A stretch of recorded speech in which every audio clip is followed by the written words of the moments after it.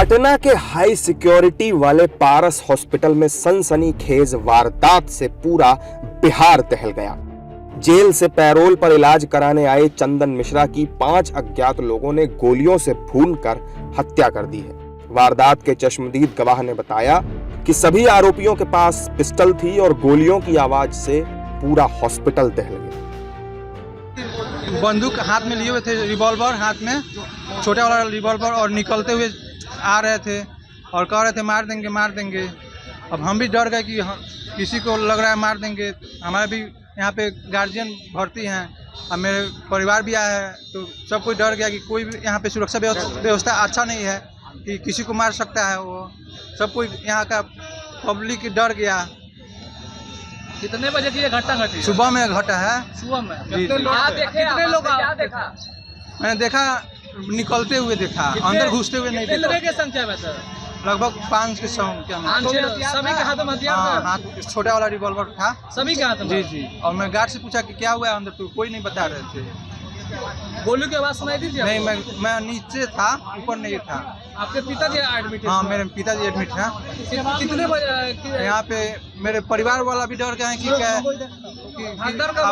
हाँ, जैसा माहौल खराब था कि क्या हुआ है। मेरे पिताजी से मिलने भी नहीं कोई दिए कि उस समय मैं जा रहा था देखने के लिए, तो नहीं जाने दिए।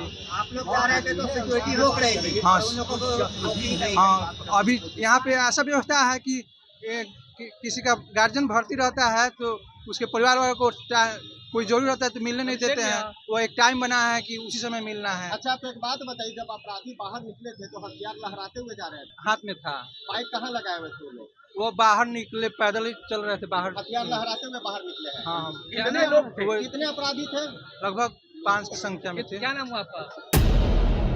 पारस हॉस्पिटल में हुए हत्याकांड से बिहार की सियासत गर्मा गई है। नेता प्रतिपक्ष तेजस्वी यादव ने ट्वीट करके नीतीश कुमार पर जमकर हमला बोला। वहीं कांग्रेस भी नीतीश सरकार पर जमकर हमलावर है। ऐसे में जेडीयू ने आरोपियों पर सख्त कार्रवाई का आश्वासन दिया है। नहीं, भगवान भरोसे बिहार की जनता है। बच्चे जब स्कूल के लिए जाते हैं तो हनुमान चालीसा पढ़ते जाते हैं और उनके परिवार के लोग चिंतित रहते हैं जब तक बच्चे घर वापस नहीं आ जाते हैं।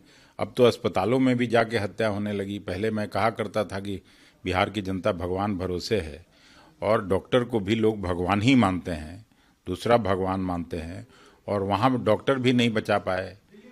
शासन प्रशासन कान में तेल डाल के सोए हुए है, रुई डाल के सोए हुए है। किसी को किसी की चिंता नहीं है। खेमका की जिस तरह से हत्या हुई, उसके बेटे की जिस तरह से हत्या हुई, वहाँ से तो 25 गज की दूरी पर एसपी और कलेक्टर का निवास है, वहाँ हत्या हो जा रही है। तो अब बिल्कुल क्राइम कैपिटल के रूप में पटना जाना जा रहा है पूरे देश में। अपराधियों के तांडव से बिहार कराह रहा है। गोलियों की तड़तड़ाहट से दहल उठा है। पटना राजधानी में जब पौष इलाके में इतने बड़े अस्पताल में घुसकर गोली अपराधी मार दे रहे हैं लोगों को। पुलिस मुख्यालय से 100 मीटर भी दूर नहीं होगा अस्पताल जहां गोली मारी गई है। सरकार जहां बैठी है वहां से 200 मीटर भी दूर नहीं होगा। अब ये हो क्या रहा है बिहार में? नीतीश जी का इकबाल समाप्त हो गया।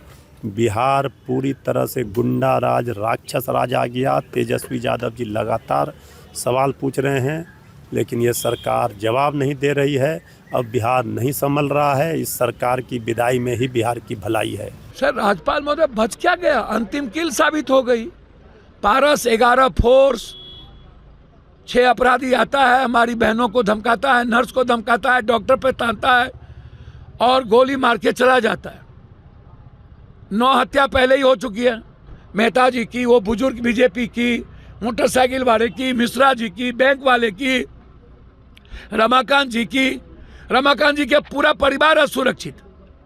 उनके परिवार अभी मिले। हम लोग सीबीआई इंक्वायरी का मांग की है। खेमका जी का सीबीआई इंक्वायरी का मांग की है। तो अब तो कुछ बचा नहीं। अब तो सारे यूथ कह रहे हैं कुछ नहीं है, मर जाएंगे। अभी सारा यूथ कह रहा था बच के क्या करना। अब तो कोई फायदा नहीं है। तो अब नीतीश कुमार जी की तो सरकार है नहीं, शैडो सरकार चल रहा है। नीतीश कुमार जी के पदाधिकारी और बीजेपी, तो सरकार तो बची नहीं। नीतीश कुमार जी होते तो उम्मीद करते। इसलिए हमने कहा कि राष्ट्रपति शासन के अलावा कोई रास्ता नहीं बचा। अब पूरा का पूरा बिहार दहशत में है, पूरा का पूरा बिहार असुरक्षित हो गया। दुखद दुर्भाग्यपूर्ण है, इस तरह की घटनाएं हर हॉस्पिटल की अपनी सुरक्षा व्यवस्था भी होती है और इस तरह की व्यवस्था में जो भी इस तरह की घटना को अंजाम दे रहे हैं वो बचेंगे नहीं। सख्त कार्रवाई होगी और पूरी तरह से इस मानसिकता को कुचलने के लिए सरकार कठोर निर्णय लेगी। जो पारस हॉस्पिटल में घटना हुई है, पारस हॉस्पिटल का भी सिक्योरिटी था, पुलिस अभिरक्षा में हुआ व्यक्ति था, किन कारणों से उसकी हत्या हुई है उन पर भी विभिन्न मामले दर्ज हैं, वो अलग विषय है। लेकिन जो भी हुआ एक चुनौती हमारे लिए है। लेकिन अगर शिकायत दर्ज करिएगा आप तो आपके चेहरे बदरंग हैं। पारस हॉस्पिटल में चंदन मिश्रा की हत्या होने के बाद उसके गांव में भी मातम छा गया। चंदन मिश्रा के परिजनों ने बिहार सरकार पर सुरक्षा को लेकर सवाल खड़े किए। पता चला कि चंदन मिश्रा को गोली मार दिया गया। उसे पौष इलाका में जहाँ बड़े बड़े नेता लोग के इलाज होता है और पुलिस प्रशासन और डीजीपी तक ले मुख्यमंत्री तक राजधानी में है।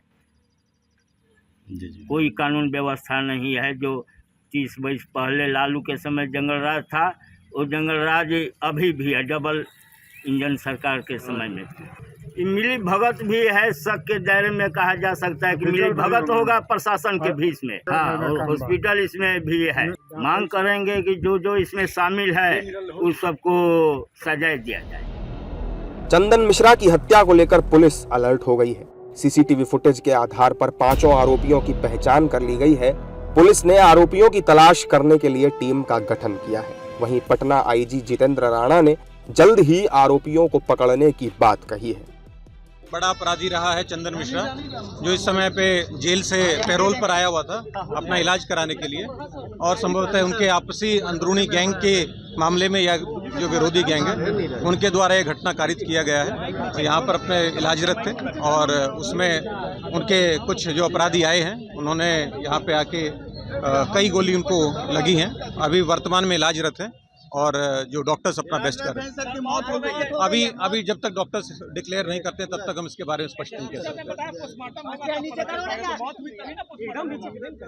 अभी जब तक डॉक्टर डिक्लेयर नहीं करते हैं तब तक इसके बारे में कह पाना संभव नहीं। कई गोलियां लगी हैं, ये कितनी गोलियां लगी हैं ये डॉक्टर ही स्पष्ट कर पाएंगे। बक्सर जिला के एक दुर्दांत अपराधी चंदन मिश्रा, इनके ऊपर हत्या के दर्जनों केस दर्ज थे और इसमें एक में ये सजा याफ्ता भी है।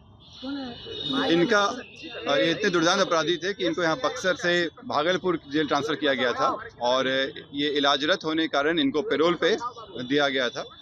इसी में इलाज के क्रम में ये यहाँ भर्ती थे।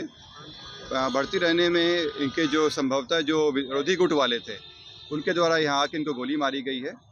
कई गोलियाँ लगी हैं, इनको इलाजरत हैं अभी। और इसमें हम लोग बक्सर पुलिस की मदद से आइडेंटिफाई करवा रहे हैं कि इनका विरोधी गैंग में कौन कौन थे। जो शूटर थे उनका चेहरा हम लोग को फ़ोटो मिल गया है और हम लोग आइडेंटिफाई करवा रहे हैं। ये देखने से प्रतीत हो रहा है कि इनकी जो चंदन शेरू गैंग हुआ करता था बक्सर में, उसी गैंग से संबंधित है।